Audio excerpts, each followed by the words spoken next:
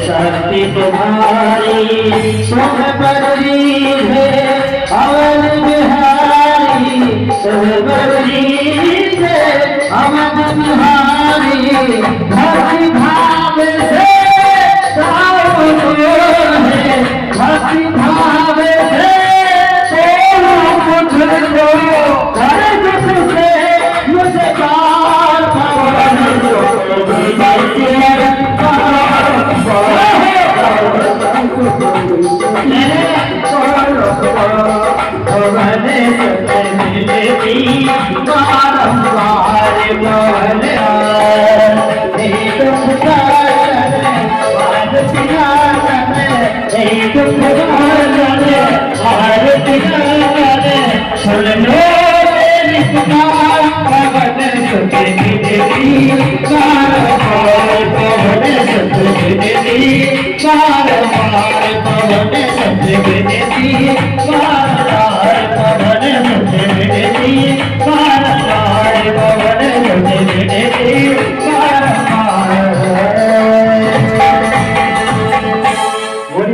मुझे एक निगम रूपी वृक्ष का फल नीचे आया, वो ही भागवत है, वो ही हम सबको प्राप्त हो रही है।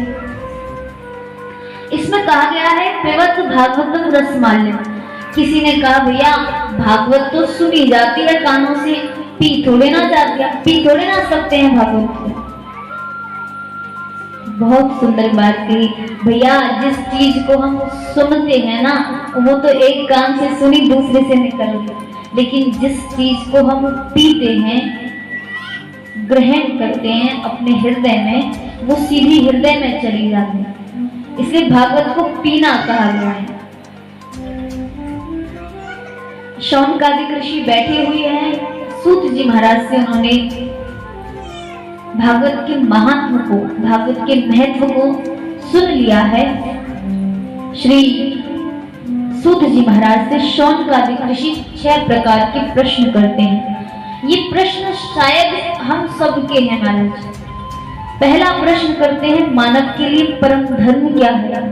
दूसरा प्रश्न करते हैं महाराज मंदिर में जब हम पूजा करने जाते हैं तो कौन से देवता श्रेष्ठ हैं, क्योंकि हमारे मन में बड़ी गलानी होती। कुछ मैयाएं हमारे पास आके मेरे पास मुझसे पूछे दीदी कौन से देवता को पूजें।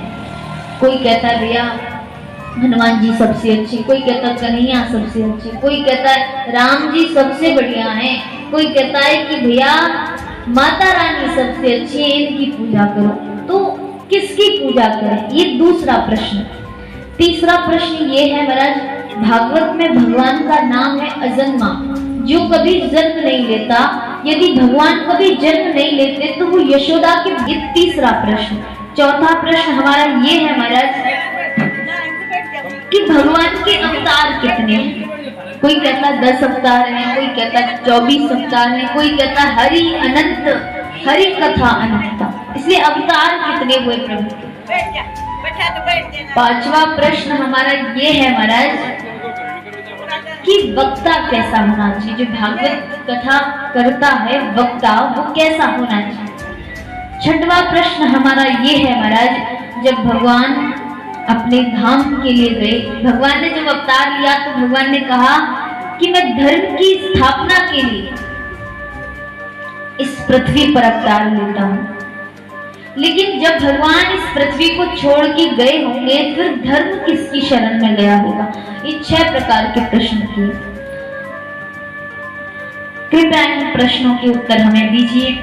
सूत जी महाराज कहते हैं कि मैं आपके प्रश्नों का उत्तर दूंगा, उससे पहले मैं सुखदेव जी महाराज के बारे में आपको बताना चाहता हूँ। सुखदेव जी महाराज का अवतार कैसे हुआ, कैसे भागवत इस पृथ्वी पर आई। तो सुखदेव जी महाराज को प्रणाम करते हैं सूत जी महाराज और कहते हैं कि प्रभु राधा रानी की गोद में सुखदेव जी महाराज खेलते हैं। एक दिन राधा रानी ने कहा कि आप मृत्यु लोक में जाइए, और सुखदेव जी महाराज राधा रानी के कहने पर मृत्यु लोक में आए। एक पक्षिणी के गर्भ से उन्होंने जन्म लिया अंडे के रूप में उनका प्रादुर्भाव हुआ कैलाश पर्वत पे। लेकिन बर्फीली हवाएं चलने लगी तो अंडा फूट गया। अब पक्षी और जो पक्षिणी थे वो उस अंडे को वहीं पड़ा छोड़ करके दूसरी जगह चली। अब कैलाश पर्वत पे भगवान शंकर रहते हैं, भोले बाबा वहां पे वास करते हैं। एक दिन नारद जी ने मन में सोचा, देखो लक्ष्मी नारायण का तो झगड़ा करा ही चुका हूँ, मेरे कारण ब्रह्मा जी और उनकी पत्नी में विवाद चल ही रहा है। नारद जी का काम ही है महाराज, बस इधर का उधर, उधर का इधर। आजकल लोग बात बात में भी कह देते हैं, देखो ये तो पक्का नारद है। नारद का काम क्या था? नारद जी की कहते हैं नारद ज्ञानम ददाति थी, नारद जो ज्ञान दे वो नारद है। नारद जी का एक बहुत विचित्र स्वभाव है। जिस घर में रोज लड़ाई झगड़े होते हो, यदि उस घर में नारद जी चले जाए ना तो उस घर में हमेशा हमेशा के लिए झगड़ा समाप्त हो जाता है। और जिस घर में इतनी सुख शांति हो, बिल्कुल लड़ाई नहीं होती हो, बिल्कुल झगड़ा नहीं होता हो, यदि नारद जी वहां चले जाएं तो महाराज वहां झगड़ा शुरू हो जाता है। ये नारद जी की सबसे बड़ी विशेषता है। तो नारद जी ने मन में सोचा, भगवान शंकर की पत्नी में कभी झगड़ा नहीं हुआ, आज उनके यहाँ चलते हैं। नारद जी सीधे कैलाश पर्वत पे चले गए। भोलेनाथ तो गुफा में बैठ कर के भजन कर रहे थे, मैया बैठी थी अकेली।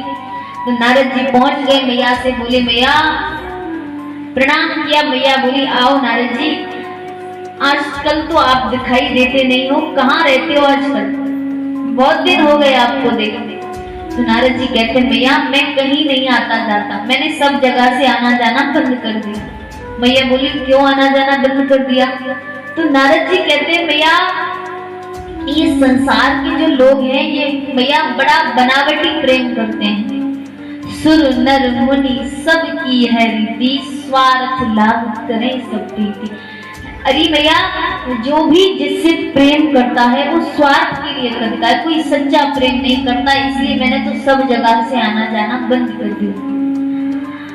अब मैया बोली कि देखो नारद जी, दुनिया वालों की तो हमें पता नहीं, पर हम तो अपनी बात कहते हैं, हम दोनों में तो बड़ा प्रेम है, और प्रेम भी सच्चा वाला है, स्वार्थ का प्रेम नहीं है।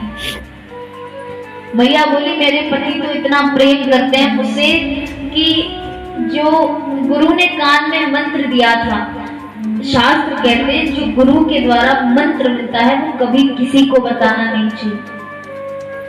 आप भी इस बात को ध्यान रखिएगा, कभी अपने गुरु मंत्र को किसी को मत बताइए। मैया पार्वती कहती है कि मेरे पति तो इतने अच्छे हैं, जो भोलेनाथ को गुरु मंत्र मिला था कान में, वो सबसे पहले आकर के मुझे ही बताया कि गुरुजी ने हमें ये मंत्र दिया है, इतना प्रेम करते हैं मुझसे। तो नारद जी बोले, मैया अच्छा इतना प्रेम करते हैं, भगवान करे आपका प्रेम बढ़ता ही रहे। तो मैया आपको एक बात जरूर बताई होगी। मैया बोली, कौन सी बात? तो नारद जी कहते, मैया जो प्रभु अपने गले में मुंडों की माला पहनते हैं, उस मुंडों की माला में किसके मुंड हैं, कभी आपको बताया? अब मैया मन में सोचने लगी, देखो देखो नारद, प्रेम तो बहुत करते हैं, पर मुंडों की माला में किसके मुंड लगे ये मुझे तो कभी नहीं बताया। नारद जी बोले, तो फिर क्या कैसा प्रेम करते हैं आपसे बताओ? अरे 24 घंटे जिस माला को पहन के रखते हैं, उस मुंडों की माला में किसके मुंड है? अपनी पत्नी धर्म पत्नी, आपको नहीं बताया। भैया भैया आप जानो, आपका काम जाने, हमें तो आपसे कोई मतलब नहीं। नारद जी ने सोचा इतना ही काफी है, और वहां से निकल गए। जाते जाते गुफा में बाबा को प्रणाम किया, भोलेनाथ को, बाबा जल्दी पधारना, आज तो मैया थोड़ी क्रोध में दिख रही हैं। भोलेनाथ मन में सोचने लगे, जब आप पधारे हो हमारे घर तो कुछ ना कुछ तो गड़बड़ करके ही आए होंगे। इधर मैया को बड़ा क्रोध आया, मैया ने मलिन वस्त्र धारण कर लिए, कोप भवन में चली गई। आपको पता है पहले कोप भवन बनाते थे, जब हम लोग मकान बनवाते थे तो उसके साथ में एक कोप भवन होता था, अलग से कमरा होता था जिसके ऊपर लिखा होता था कोप भवन। यानी पत्नी रूठ गई और रूठ करके उसमें चली गई, तो अगर पत्नी उसमें चली गई तो समझो रूठ गई, कोप भवन होता था। आजकल कोई कोप भवन नहीं बनवा रहा, आजकल तो मैयाओं का हर जगह कोप भवन शुरू हो जाता है। रसोई में तो कोप भवन, किसी भी कमरे में तो कोप भवन। किसी ने हमसे पूछा कि कैसे पता लगाएं कि आज मैया कोप भवन में है। मैंने कहा प्रेम से उनसे थोड़ा पानी मांग लो, अगर पानी अच्छे से दे दिया तो समझो कोप भवन में नहीं है, और थोड़ा क्रोध में दिया, और जिस दिन घर में भूख हड़ताल हो, खाना नहीं बने, समझो उस दिन कोप भवन में। तो मैया कोप भवन में चली गई।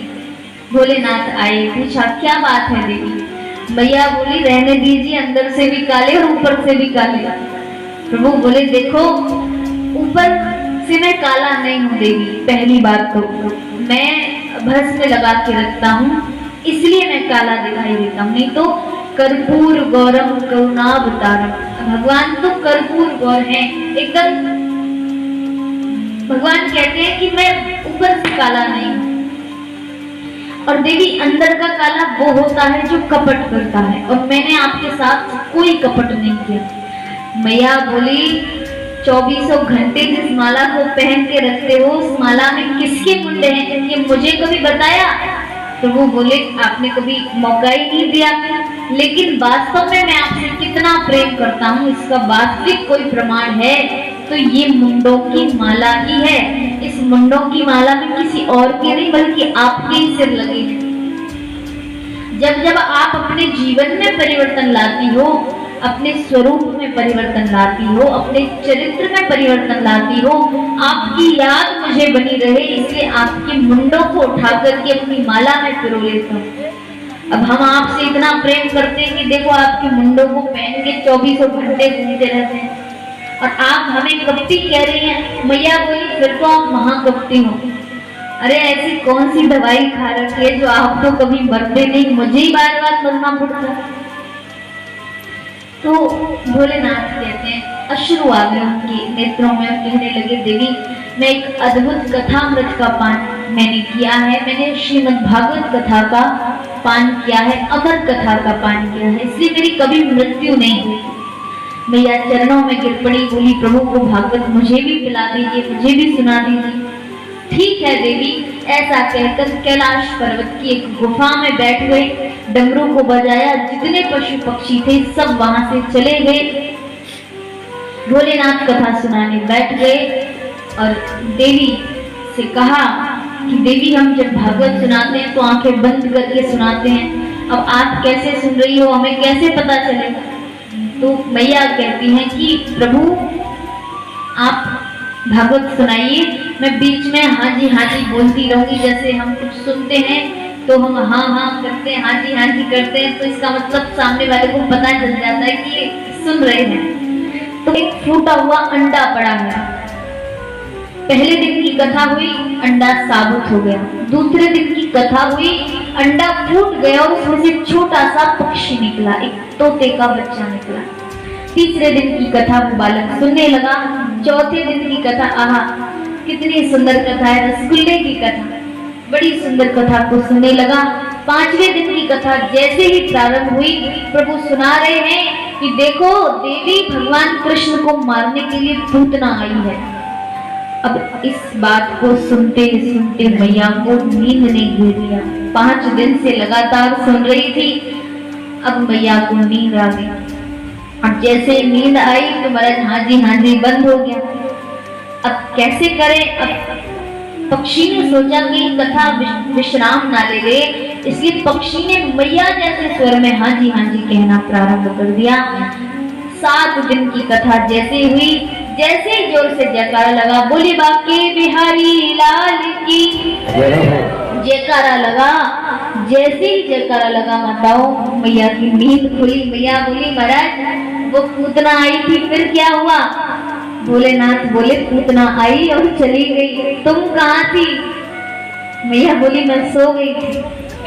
तो फिर हाँ जी कौन बोल रहा था? देखा पीछे एक तोते का बालक सुन रहा है। प्रभु से मारने दौड़े। उसे मारने क्यों दौड़े? प्रभु कहते हैं कि इसने भागवत सुनी, इसमें मुझे कोई आपत्ति नहीं है, लेकिन बिना विधान के सुनी। भागवत कभी भी व्यास मंच के पीछे बैठ के नहीं सुनने चाहिए। तो प्रभु कहते मानो इसने ब्रह्म विद्या की चोरी की है और ऐसे व्यक्ति को, ऐसे जीव को जीने का कोई अधिकार नहीं है। मारने दौड़े वो पक्षी उड़ता हुआ श्री वेदव्यास जी की कुटिया के पास आता है और वहां पर वेदव्यास की पत्नी विटका देवी बैठी हुई थी। उन्होंने उनको जैसी उबासी आई, उबासी के साथ में वो छोटा सा शुक उड़ गर्भ में प्रवेश किया। 12 वर्षों तक गर्भ में रहे श्री सुखदेव जी महाराज। 12 वर्षों के बाद बाहर आए और आकर के सीधे वन में जाने लगे। वेदव्यास जी ने रोकने का प्रयास किया लेकिन सुखदेव जी महाराज नहीं रुके और महाराज वेदव्यास जी वापस आते हैं, समाधि लगाते हैं। जैसे ही समाधि लगाई तो उनकी समाधि में, उनके चिंतन में पूरी दुनिया घूमने लगी। उन्होंने देखा कि दुनिया में केवल हंसना, नाचना, गाना, खाना, पीना, सोना, बस यही हो रहा है। तो उनके मन में बड़ी चिंता हुई। तो उन्होंने क्या किया, वेद के 4 भाग किए। जो पहले एक नारद जी ने कहा व्यास जी आप